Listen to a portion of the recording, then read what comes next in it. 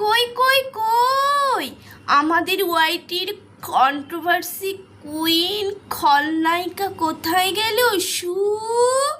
আইসু জানো বন্ধুরা, এত গরম পড়ছে এই গরমে কোথায় গেলে শান্তি পাওয়া যায় বলো তো?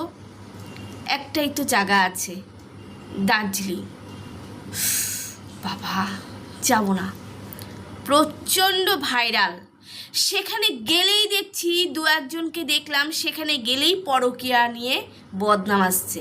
যাওয়ার সময় নাচতে নাচতে কত নাচু এই ড্রেস কিনছি, এটা পরবো, ওই ড্রেস কিনছি, এটা পরবো। তারপরে যখন বাড়ি আসছি মুখটা কর্তামশাই ওদিকে তো গিন্নি ওদিকে। কি জানি বাপু কি হয়, না যাব না।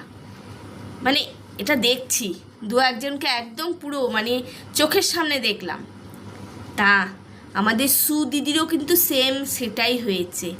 সুদিদির যা পরিণতি এখন, যা চাল চালছে, কিসের চাল এটা বলবো? দাবা না ষোলোগুটি না বাগাডুলি না কিসের চাল বলবো আমি বুঝতে পারছি না।